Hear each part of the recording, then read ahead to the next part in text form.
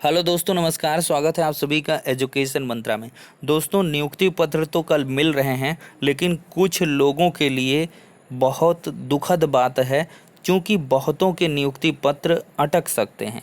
किन लोगों के नियुक्ति पत्र नहीं मिलेंगे, इस पर चर्चा होगी। एक लेटर जारी हुआ है सचिव बेसिक शिक्षा परिषद इलाहाबाद की तरफ से, उस पर चर्चा होगी। और त्रुटि संशोधन मामले में अटक सकते हैं नियुक्ति पत्र। बहुत सारे कमेंट भी आ रहे थे कि सर हमारा नियुक्ति पत्र नहीं मिलेगा, क्या ये है वो है, तो उस पर चर्चा कर लेते हैं। दोस्तों, सबसे पहले तो लेटर ही देख लेते हैं। देखिए, प्रेषक हैं सचिव बेसिक शिक्षा परिषद प्रयागराज, जिला बेसिक शिक्षा अधिकारी समस्त जनपदों को इन्होंने लेटर लिखा हुआ है। 24 सितंबर 2020 शासनादेश 6/10/2020 के क्रम में 69,000 रिक्त पदों के प्रथम चरण के चयन के संबंध में साफ 37,000 वाले पढ़ लें। ये 69,000 रिक्त पदों के सापेक्ष प्रथम चरण है। द्वितीय चरण में आपको नियुक्ति मिलेगी। कुछ लोग फर्जी की चीज़ें फैला रहे हैं कि सर आपका हो गया होगा तो आपको बड़ा मज़ा आ रहा है, या बहुत कह रहे हैं कि अरे इनको क्या है, ये तो 31,000 के समर्थक हो गए।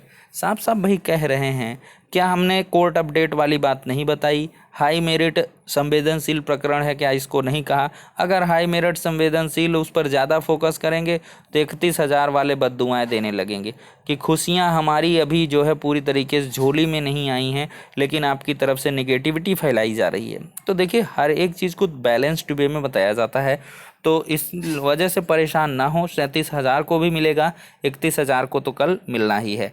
तो देखिए, यहाँ पर साफ साफ लिखा गया है कि किसी भी के जो मूल दस्तावेज हैं और एक्सेल में जो आप काउंसलिंग करवाए होंगे, तो वहाँ पर एक एक्सेल की उनके पास सीट रही होगी, उससे आपका उन्होंने डेटा मैच करवाया होगा कि हाई स्कूल में कितना नंबर, इंटर में कितना नंबर, फला फला, इस तरह से।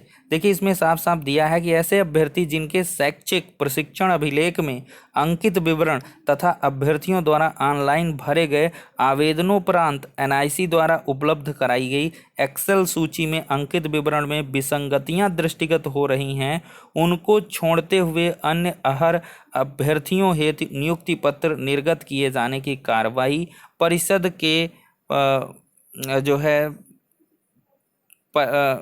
यहाँ पर ब्लर है, दिनांक 11/10/2020 में दिए गए निर्देश के क्रम में सुनिश्चित करना करें। तो कुल मिलाकर देखिए, यही है जिसमें अंकीय त्रुटियां रही होंगी उनके नियुक्ति पत्र होल्ड में रखे जाएंगे। अब किसी का भैया अगर उसके नाम के पिता के नाम में इसमें उसमें, तो मुझे नहीं लगता कि उनका नियुक्ति पत्र रुकने वाला है। अंकीय त्रुटियां रही हैं एक्सेल डाटा और मेन डॉक्यूमेंट में। अगर मान लिया किसी का टेट इनवैलिड वाला है, बैक वाला है, बहुत सारे प्रकरण हैं, उनमें कुछ मिसमैचिंग होगी, तब रुकेंगे आई थिंक। अदरवाइज छोटी मोटी मिस्टेक में आपके नहीं रुकने वाले हैं। बहुतों में काउंसलिंग के समय जिसके में रेड मार्क किया गया होगा, काउंसलिंग के संबंध में जिसमें रेड मार्क होगा, तो वो लोग थोड़ा सा टेंशन ले सकते हैं कि मे भी उनके रुक जाएं। अदरवाइज अगर किसी में कुछ रेड मार्क नहीं हुआ है, भले ही छोटी मोटी मिस्टेक रही हुई हैं, तो उनका कुछ नहीं होना। कल आप लोग सकुशल जाएं, नियुक्ति पत्र आपको मिल जाएंगे। और देखिए, जो छोटी मोटी मिस्टेक भी किए हैं वो लोग सचिव बेसिक शिक्षा परिषद प्रयागराज में कल से 69 घंटे का अनवरत धरना प्रदर्शन करने वाले हैं। तो अगर आप लोग भी चाहते हैं तो जुड़ सकते हैं ऐसे अभ्यर्थियों से। और उनकी डिमांड यही है कि जब तक हमें नियुक्ति पत्र निर्गत नहीं किया जाएगा, तब तक हम डटे रहेंगे, हटेंगे नहीं। क्योंकि छोटी सी जो मानवीय त्रुटियां हैं, उनके आधार पर किसी के नियुक्ति पत्र को रोका नहीं जा सकता है। तो फिलहाल मुझे जहां तक इस लेटर के हिसाब से ये समझ में आ रहा है कि जिसका डेटा मिसमैच्ड है या जिसकी मेरिट प्रभावित हो रही है, उन्हीं के मात्र नियुक्ति पत्र रुकेंगे। छोटी मोटी जो भी मिस्टेक हैं, गलतियां हैं, उनके आधार पर नहीं रुकेंगे। या जिसका रेड मार्क हुआ है उसका में भी रुक जाए, और बाद में आपको मिलेगा। टेंशन ना ले, परेशान ना हो, सब चीज़ों का सल्यूशन होगा, सबको नियुक्ति पत्र मिलेगा एट लास्ट। लेकिन थोड़ी सी हाँ दिक्कतें देखने के लिए मिल सकती हैं। तो फिलहाल के इतना ही, नेक्स्ट वीडियो में मिलते हैं।